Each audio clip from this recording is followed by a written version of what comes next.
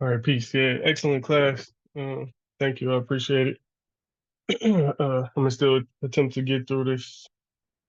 Without further ado, we just reflected on our last week's class. I appreciate all you being here. All right, so far we've covered a lot. I crossed off everything that we went through so far: perfect mechanics, combat communication, obey to fight, attack your way in, visible and invisible versatility, creating time, don't maneuver off of every blow, and there's a blow in every mistake. So this particular class is going to be about rule of combat number 9, which is stay in the moment, the zen of combat. All right. So that's what this presentation is titled, Stay in the Moment, the Zen of Combat. And the overarching goal, as instructor Arku said, is to create black belts of life. So these are the tools that we use to fulfill on that creation. And then the subtitle of this particular presentation is called The Moment, Infinite or Instant, a discourse on time and Zen. um, so just kind of priming and preparing the mind, body, and spirit to receive what it is that will be shared today. But that's the topic or the subject matter. It's going to be about the moment, time, Zen, combat, all of those things. All right, so our beloved and illustrious Grandmaster Kajana, he left us with this axiom that says the moment is pregnant with all possibilities. So staying in the moment, the zen of combat. In the dojo, Zen teachings emphasize non-attachment and the importance of emptying the mind of distractions. In combat, this translates into being fully aware of your surroundings, opponents, and your own movements without being swayed by fear, which is a product or a function of the past, or anticipation, which is a product or a function of the future. It's about acting without overthinking, trusting your training and divinity to guide your action. So does anybody have any questions or comments or anything to share about this before we move forward? About Zen, combat, staying in the moment in the dojo, and how that looks.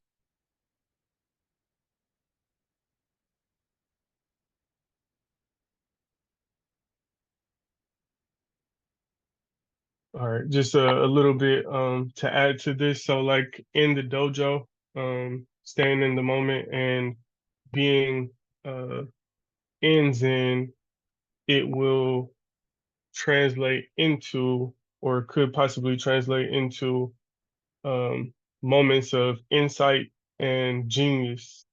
So like moves, quote unquote, that you may have not ever done before, may have not ever seen before. But because you're in the moment, because you're not overthinking and operating within limitations, things manifest themselves through you, and you'll find yourself doing amazing, wonderful things that you may have never even thought of. And that's partially how you can recognize if you are in the moment, if you are in Zen, while training in the dojo. All right. We'll take two people to answer this question. So what is Zen? Two people give me their take or their definition of what Zen is.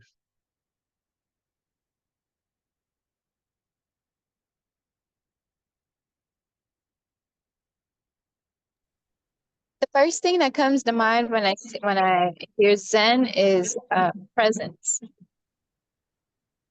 Present. So like mindfulness, Um, basically. mhm. Okay, perfect. One more person to give me what is Zen. Peace comes to mind for me. peace. I was just gonna say meditation is what comes up for me when I think of Zen. Cool. All right. So, what is Zen? So, Latrice, you actually hit it right on the head.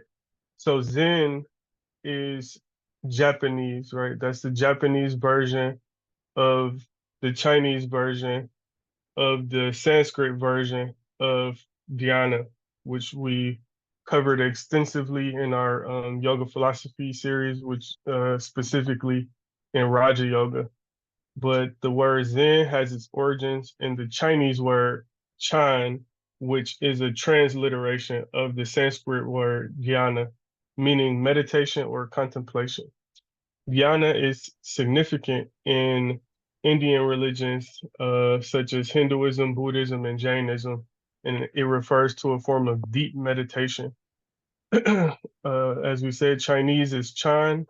So when Buddhism was introduced to China um, from India, the Sanskrit term dhyana was translated into Chan, and then Chan Buddhism, which is also Zen Buddhism, just in Chinese, blended Indian Buddhist practices with Taoism and Confucianism. And then lastly, we have Zen, which is the Japan, which made its way to Japanese to Japan, and Chan is pronounced Zen in Japanese. So that was kind of like the etymology and history behind where we got the word Zen from, but it's from dhyana, which is meditation in Sanskrit. And that should remind some of our higher ranking students, dhyana sounds like a word jhana, which is Pali. So Pali and Sanskrit are kind of like sister languages. So a lot of the words in Sanskrit sound like words in Pali, but yeah, so it's dhyana or meditation. All right, so what is combat? Can somebody read this one for me?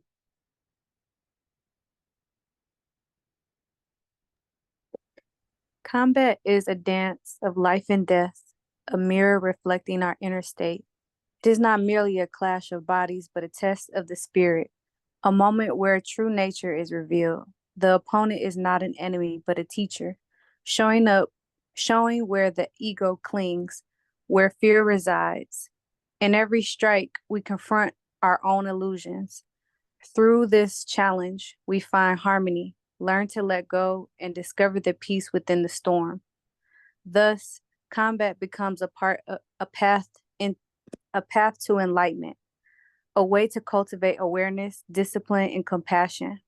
When the mind is serene, the body moves with grace. In this union of mind and body, we transcend the conflict and touch the essence of being. Thank you. I appreciate that. So yeah, we just kind of wanted to go into what combat actually is. And we have a saying that when you squeeze an orange, the only thing that comes out is orange juice because that's all that's inside. And so combat is that proverbial squeeze of the person. And we as instructors, as well as practitioners, we get to see what's inside, as well as if you understand what's being taught. So, like, for example, if we teach a lesson on fear, which we deem as false evidence appearing real, and then we put you in front of somebody, we can see if you got the lesson of fear based upon how you move on the floor. Like, as of right now, we don't have the ability to um, follow you around in your daily life and see how you are applying the principles. The only thing we have to gauge if you are applying the lessons is by what you share with us on these calls. So the floor is a good gauge or a good mirror for us to see if you as the practitioner actually got the lesson that we teach. So we do have the benefit as well as the the gift of this discipline because it allows us to learn and teach and then immediately see if the student got the lesson or not by how they show up and perform in combat. Did anybody have any questions or comments or anything to share before we move forward, or any instructors?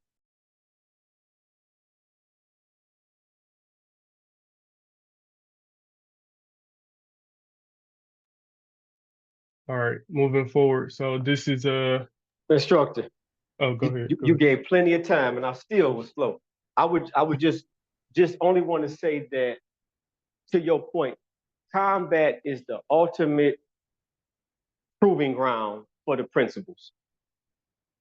It just really is the ultimate proving ground to give us an opportunity to test, these these, some would say, esoteric type principles, to bring it down into all the things that combat take you through physically, emotionally, mentally, and spiritually. It's hard to have a better proving ground that you can actually control, especially with the control, laboratory setting that we have with the dojo. That's all I want to say. Thank you. Oh yeah, thank you. Yeah, excellent ad, and basically you just mirrored the sentiments that I shared too. Definitely, I can't really think of any, and if not many, better mirrors to let us know if people got the lessons or not, as well as to let you know if you got the lesson or not. I would like to add one thing. Um, uh, just more so express like the gratefulness that I do have because for the space in the discipline period, because a lot of the times we wait as people, or sometimes it's not intentionally waiting, but when life tests you, it's sometimes out of our control.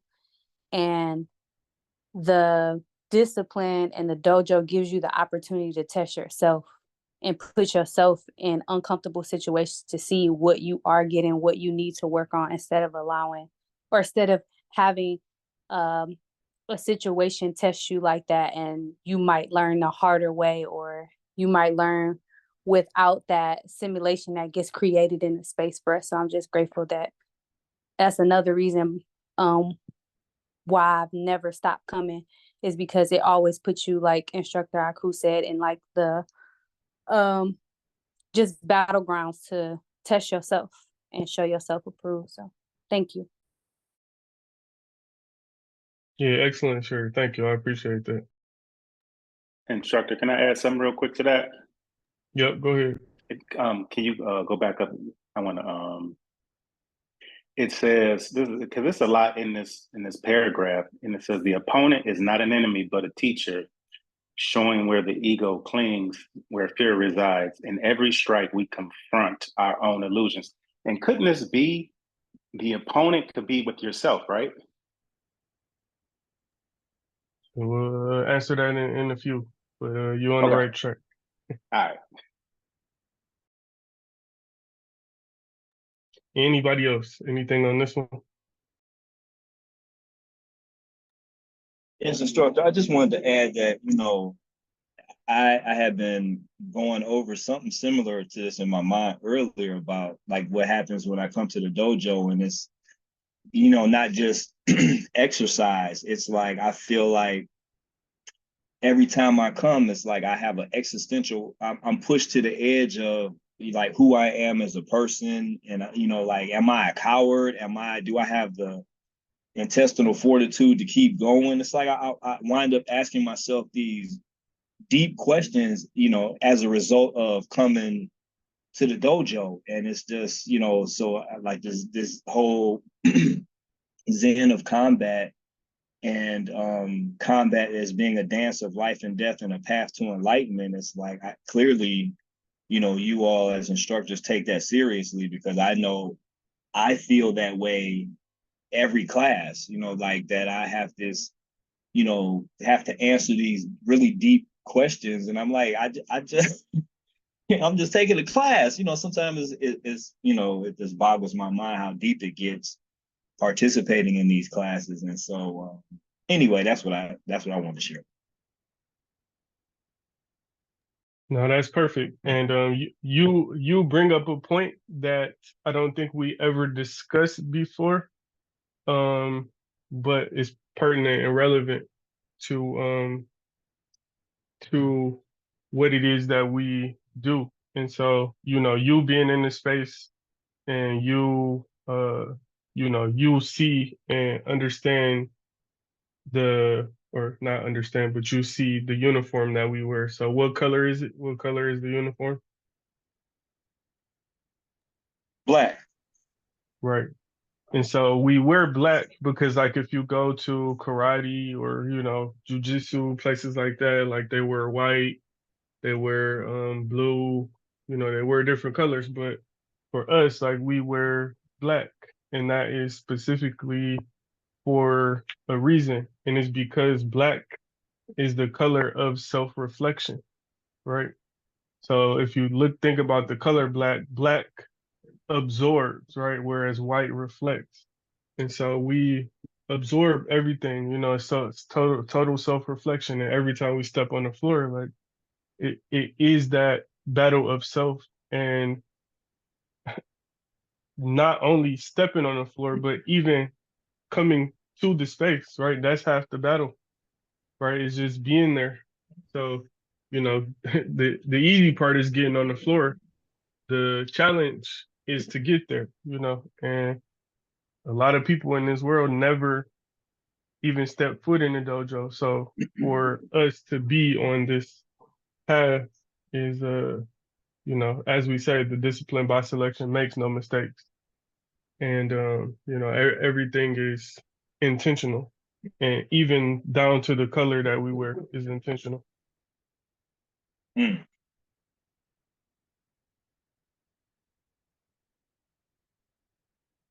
All right, moving forward. So this is from our chief instructor as well. He said the true kinship between Zen and Kempo lies in the fact that both are carriers toward the spirit of the way. Since any conflict, whether within the body or mind or outside, is always a battle against self.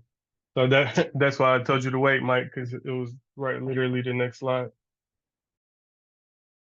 Anybody have any comments or questions on this one?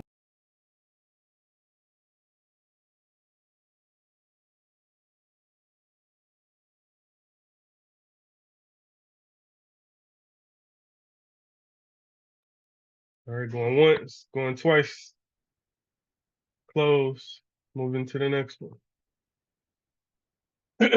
So this is also from GMK. Hero, can you read this one? Yes.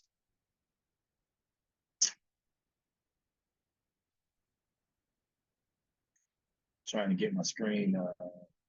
I'm working to get my screen at the right resolution so I can read. Okay. To not know the self and not know the enemy, there is danger in a single battle. To know the self and not know the enemy, the odds are even. To know the self and know the enemy, there is no danger in 1,000 confrontations. So then, the dojo, Ibanmu, necessarily becomes a meditation experience steeped in the quiet and tranquil emanations from the posture of Zazen, a new field of combat. I remind you, too, that great lessons lay beyond the notions of winning and or losing. Zen and Kempo alike are paths for learning death. GMK. Okay. Anybody questions, comments on this one?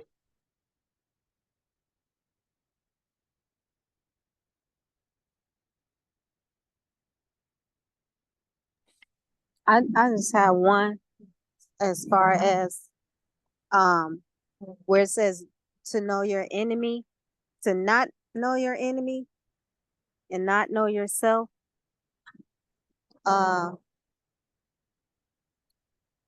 That just reminds me of inner conflict, or per se, just in my own experience of the enemy just being in my mind and my thoughts making up something that isn't there, if that makes sense.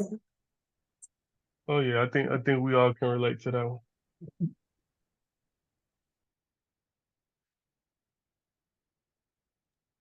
Yeah, perfect. Thank you. I appreciate the share. Anybody else? Questions, comments on this one? And for those that are in the dojo, look at this right here that's highlighted. The posture of Zazen, a new field of combat. And does anybody know what Zazen is, first of all?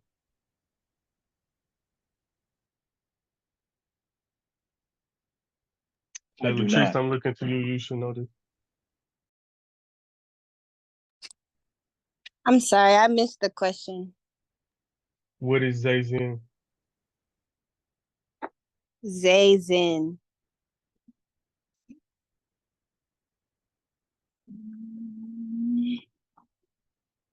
I don't know. Well, you know what Zen is already, right? Meditation. Mm-hmm. So Zai or Za in Japanese just means seated. So posture of Zazen or seated meditation, a new field of combat.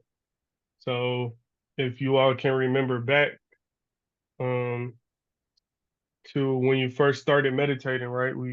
Most people we started them laying down, and then we, put you in a seated meditative posture. And even today, people, green belts, purple belts, people that have been meditating in the space for years, like they still find themselves being challenged in that seated position, right? Legs falling asleep, back hurting, neck hurting, itching, right? And it's a new field of combat because it's something that um something that you never faced before, right? In that way.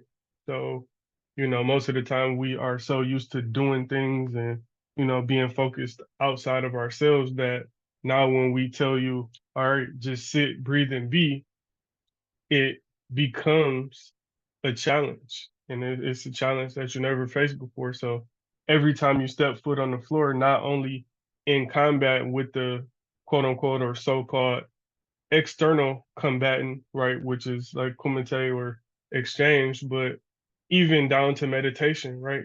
That seated posture of Zazen is also a battleground that we are seeking to overcome.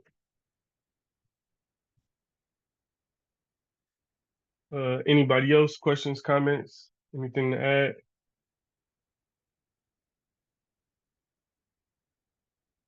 All right, going once, going twice. All right, I need two people to answer this. What is the self? Preferably somebody who hasn't answered yet.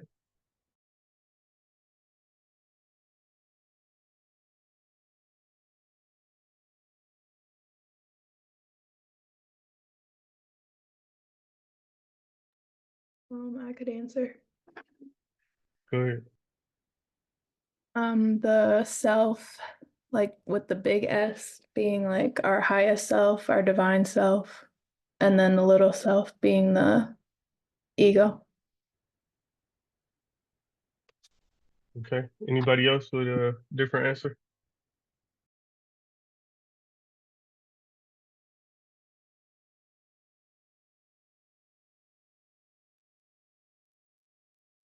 Mike, Hero, Mia, Latrice, Kimmy, anybody?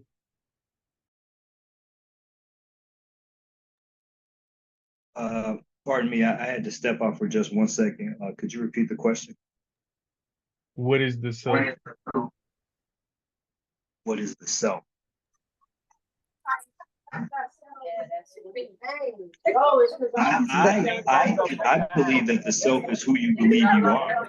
It's your person or your being.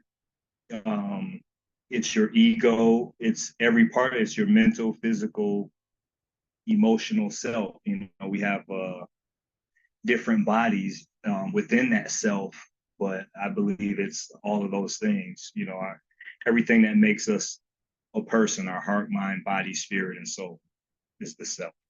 And and your individual idea of it. Like each of us have an individual idea of who we are. So that's like the self-contained unit that we believe that we're in. That's how I would define it. Good, good. Yeah, good answers. I appreciate that. So the real answer is what I always Wait, say. wait. Oh, go ahead, go ahead, go ahead. My thoughts when I saw the capital S, it made me think about the capital G we use in God. And so I'm just gonna say the God that we see in ourselves, the God in ourselves. the good, the best, the best of us, like without the ego. Okay, good. Yeah, good answer. I was gonna say, Gigi, she made the distinction. But you see, we got two S's here. We got the big S and the little S. So, but where I was going was, it depends. So I'm not gonna go through like every single thing here, but um, it depends on who you ask, and different people have different takes on what the self is. So Western philosophy says the self is tied to our capacity for thought. Eastern philosophy says the self is not a fixed, unchanging entity, but rather a collection of changing phenomena. The psychological perspective of the self in Freudian theory, Sigmund Freud said the self is composed of three parts, which is the id, the ego, and the superego. In Jungian philosophy, the self is both individual and connected to a larger shared unconscious. Modern psychology says the self, in terms of identity, self-concept, and self-esteem, it studies how we perceive ourselves and how this perception influences our behavior and interactions with others. In the spiritual perspective, the self is seen as a construct of the mind. That's in Zen. In Hinduism, the true self, which is eternal and beyond the physical body and mind. In the neuroscientific perspective, the brain creates the sense of self. The self is not just located in the brain, but is an embodied experience involving the entire body and its interactions with the environment. So in all of these perspectives, takes on what the self is, which we gave a few different examples from East and West. Everything that everybody said, I think, was encompassed in one or multiple of these perspectives. Anybody have anything to add or anything they want to share about the self or what self is? Anything on any of these perspectives? Any one of these resonate more with you or less? Anybody have anything involving these? I do want to add that what stuck out to me is when it says the self is often viewed as an illusion. For instance, in Buddhism, that part, I look at that, or when I read that, I feel that as when people are like attached to the body, like that, to me, it seems like having that attachment to the self when there's so much more, outside of the human body. That's kind of what stuck out to me in that. But it's a lot in here. That's why I said it depends. But it's really a lot in this, in these slides right here. Right. And you can also see how everything is perspective, right? We often say that perception is reality. And even down to what the self is, right? Something that we all have as product of being alive and a human being on planet Earth. We all have a self, but yet the highest wisdom doesn't agree on what the self actually is.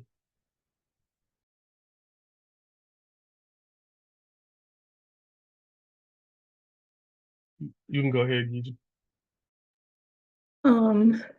I had never heard the exact wording of the Eastern philosophy, but it's the self not being fixed and not being an unchanging entity. It's like bringing me a lot of peace and relief. Like it's kind of giving me a pathway to let go. And like, because if I see the whole self as like always changing, it kind of gives me a framework to help me be in the moment of life. So I do appreciate this wording and this teaching right here. Perfect. Yeah, I mean that's what this whole thing is about, right? Being in the moment. Instructor. Yep, go ahead. Yeah, Gigi, I'm so glad. Hi, by the way. I'm glad you joined the class, but I was resonating with a similar position, just how distinctly different the East and the Western philosophies are, how restrictive and limited the Western perspective is, and how unbounded the Eastern perspective is. And to me, I think they speak very specifically or give the great examples of the difference between spirit and the brain that we talked about earlier. One is seeking to encapsulate, pontificate, and explain and rationalize, and the other is in alignment with, like I said, the boundlessness of, and the vastness of all the creation and that which is in us, as above, so below, and as within, so about. So I just wanted to, for me, it was just how distinctly different. You went through a number of definitions, but you could just see the difference between the two.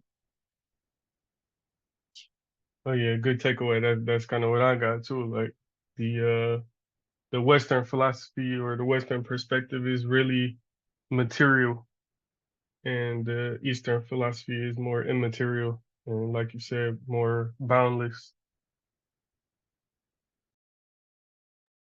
Anybody else? Anything on this?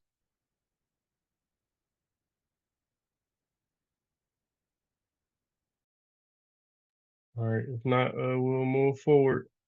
So this is in line kind of with what Gigi was speaking about, and so it was intentional that I used the big S self and the small S self. So right here, these next two slides will distinguish out the two.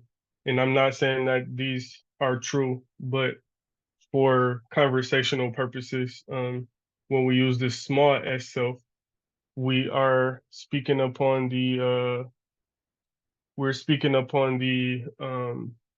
individual experience.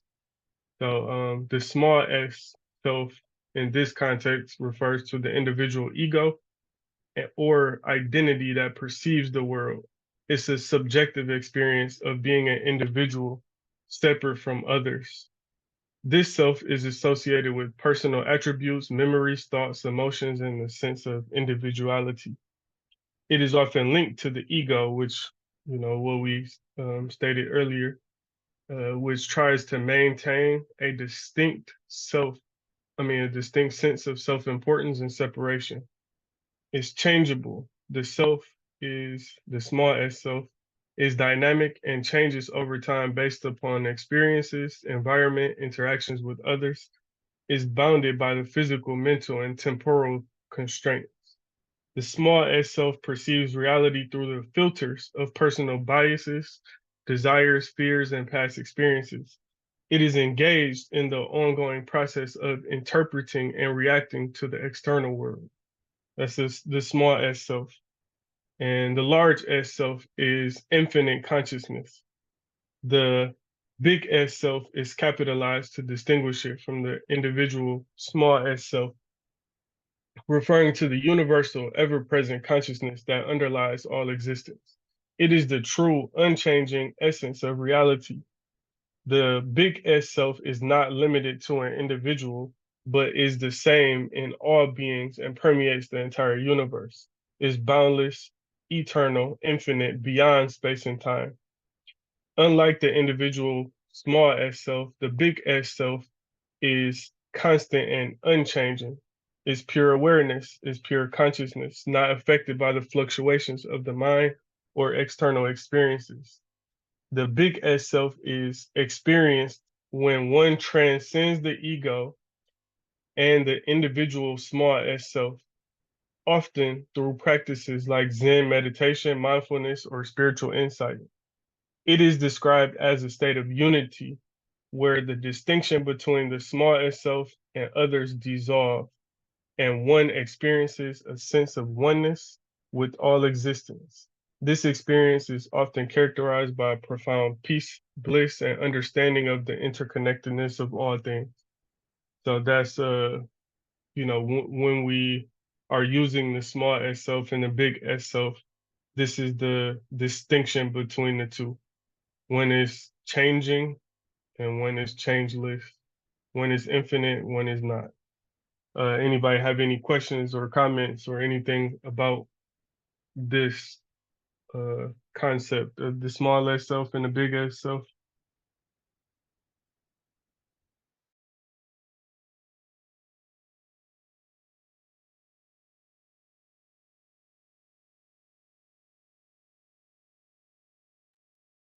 So I hope y'all with me. It's like it's different teaching virtually where I can't see if people are like getting or understanding what I'm saying. So I'm hoping the silence means that you understand and you're with me. Yes, sir. I hear you. Actually, you're so. I mean, what you said was so detailed and clear. I mean, it really you covered a lot in what you have shared here. So, and I feel like it covered quite a bit of ground. You know, it's not a lot to really expand on. It would be like just talking, keep prolonging what you already stated so clearly here, at least for me. Okay, perfect. Yeah, I appreciate that feedback. Thank you. All right. So since you are unmuted, so now now we're moving into time. And so if you notice, we're kind of like deconstructing the premise on what we started with about being in the moment and Zen and combat and all of that. So can you answer this question? Is the moment infinite or instant? Is the moment infinite or instant? I believe the moment is infinite. Can you just give like a small sentence or two as to why you say that? Because I believe that the now or the moment is the now, and the now is forever expanding. From this moment, every second, every time, every time we take a moment to attempt to perceive the moment, it is the moment. So the moment is forever expanding outward from our point of awareness.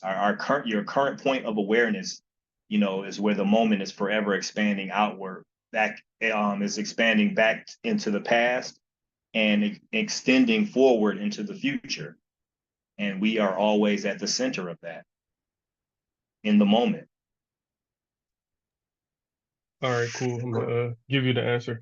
So can you read this for me, please? All So I might right. need your reading glasses. Yeah, for sure. I'm blowing my bringing up now. Give me just one moment, please.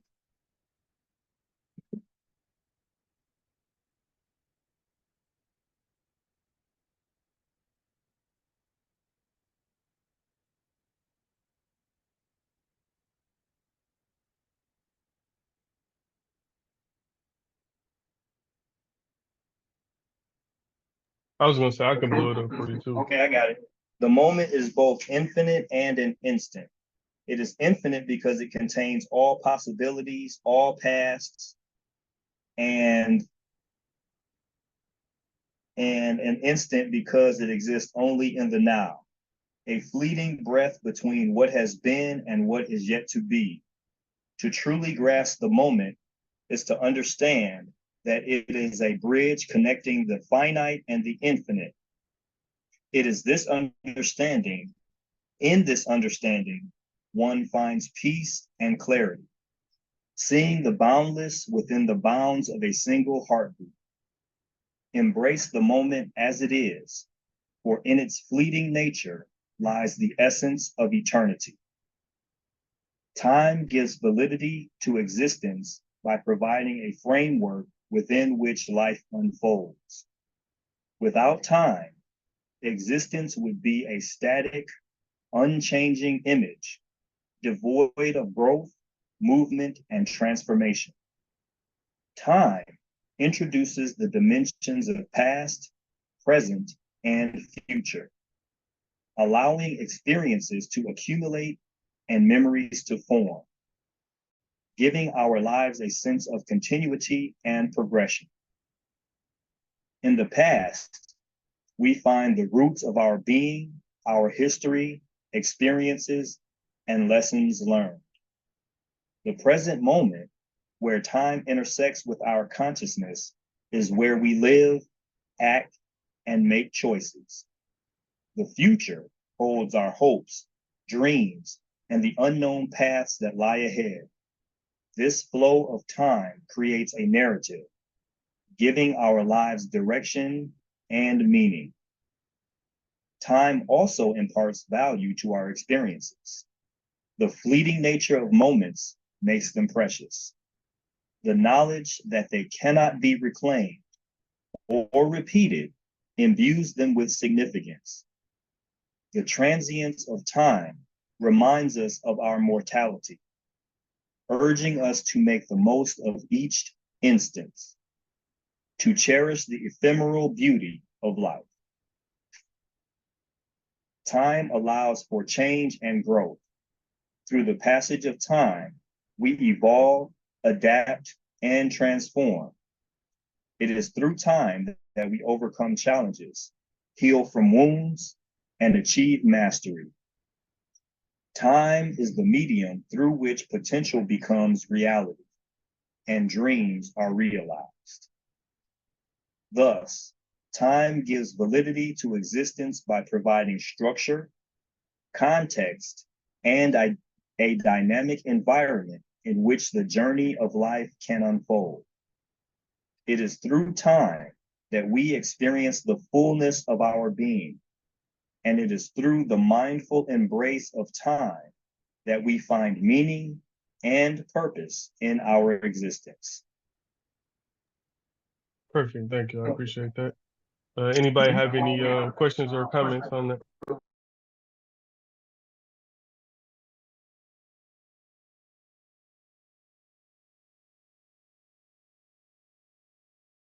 Hero, I think you did a beautiful job of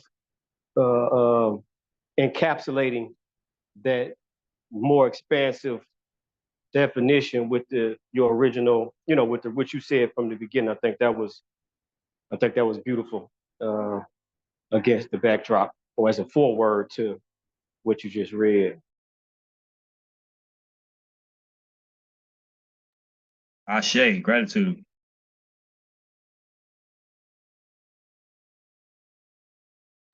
Yeah, thank you for reading that. All right, yeah, if nobody has anything else on that, got this clip that visually shows what we were speaking about in that clip. So I'm gonna play this. I'm gonna put the closed caption on, and hopefully everybody can hear it as well.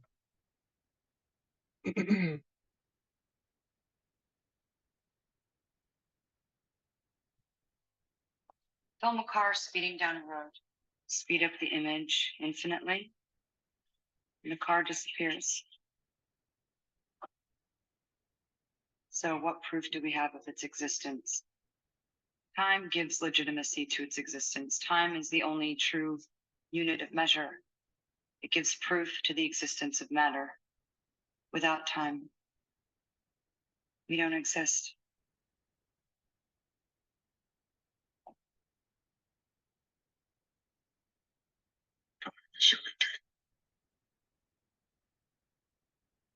Yeah, hopefully everybody could hear that. Um, any questions, comments on that? We got about 4 minutes left, but we are basically at the end of the presentation. I was challenging myself to finish it in time, but anybody have any questions or comments on it?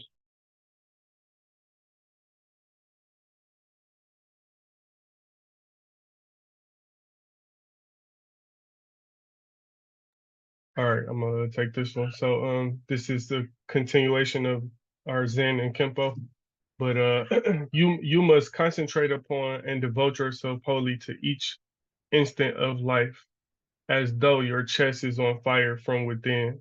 And this is from GMK said this. In other words, to practice Zen or Kempo, you must live intensely, wholeheartedly, without reserve, as if you may die in the next instant. Without this kind of commitment, Zen becomes mere ritual and Kempo is reduced to mere sport. The connection between Zen and Kempo is inseparable. Zen and Kempo are not things you can learn or do. They are what you are. The gift of Kempo and Zen, the gift of Kempo and Zen gives us or gives is that they permit us mitigation, if not transformation of time.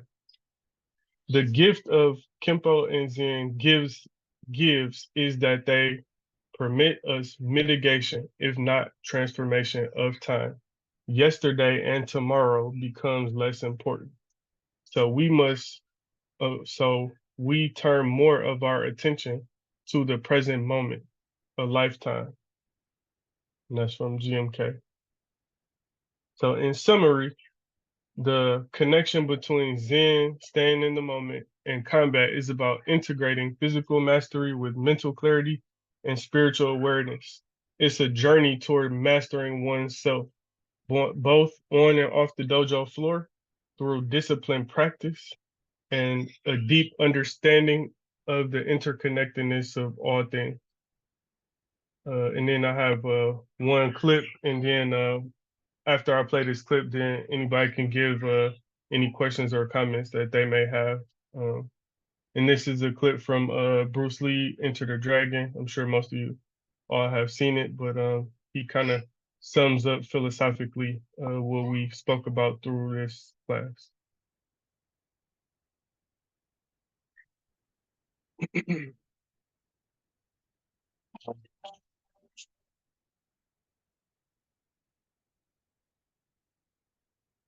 Teacher? I see your talents have gone beyond the mere physical level. Your skills are now at the point of spiritual insight. I have several questions. What is the highest technique you hope to achieve? To have no technique. Very good. What are your thoughts when facing an opponent? There is no opponent. And why is that? Because the word I does not exist. So, continue.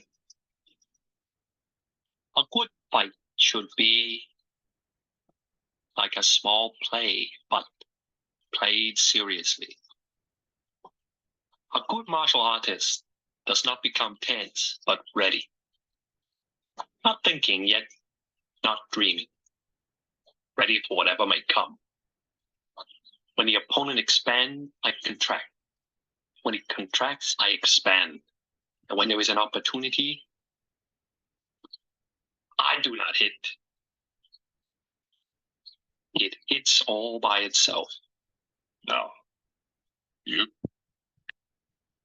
All right, yeah, that was the extent of what I wanted to share from that clip. So yeah, all right, anybody questions, comments? We are at 4 o'clock, but we did get through the presentation. But so now the floor is open. Anybody have any questions or comments or anything that they'd like to share? Peace. I just wanted to express gratitude for the class and for, at least in my eyes, you all as instructors, embodying these principles that you all are sharing with us.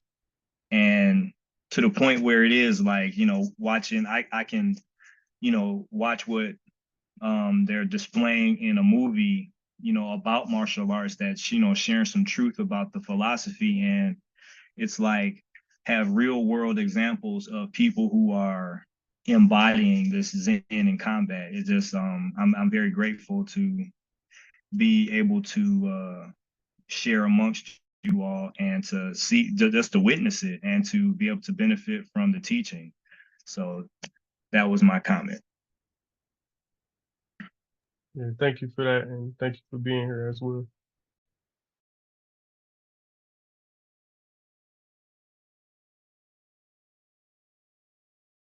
Anybody else? Any questions, comments? I just want to express gratitude as well. The way that you guys always like weave the concepts together is beautiful. And I'm always left with a lot to contemplate with, and I appreciate that. Thank you. Thank you. Thank you for being here as well. I'm gonna have to listen to the replay because I'm out here in all this commotion and get the full teaching, learning. Okay, yeah, well, I'll make sure I put the recording up for everybody.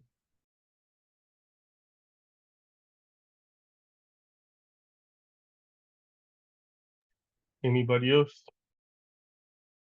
Yeah, I want to say, I know you all say it all the time that all roads lead to meditation.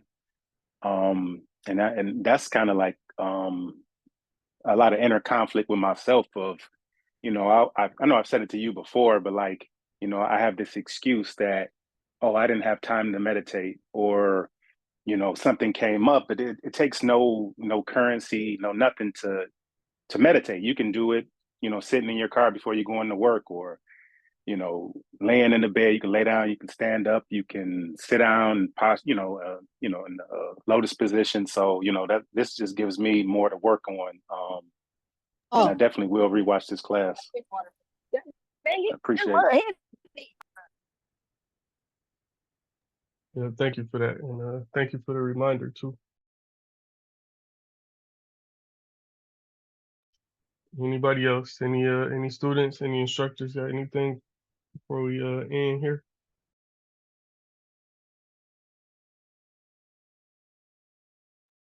Great job, instructor.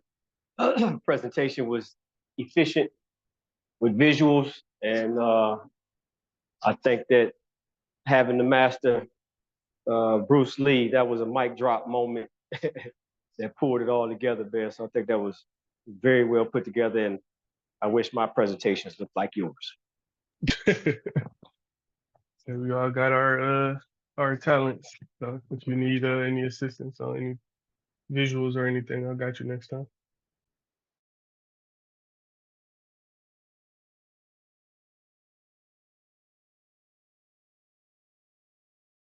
All right. Well, yeah. If nobody else has anything, we'll go ahead and end here, and I'll post the 2 recordings from today. And if you think of anything later, just drop it in the chat or text or call any of us or see us in the dojo. Appreciate you all being here. Thank you. Peace. Thank you, instructors. Peace, everyone. Thank Thank you. y'all for attending. Y'all made it all worthwhile. Thank you.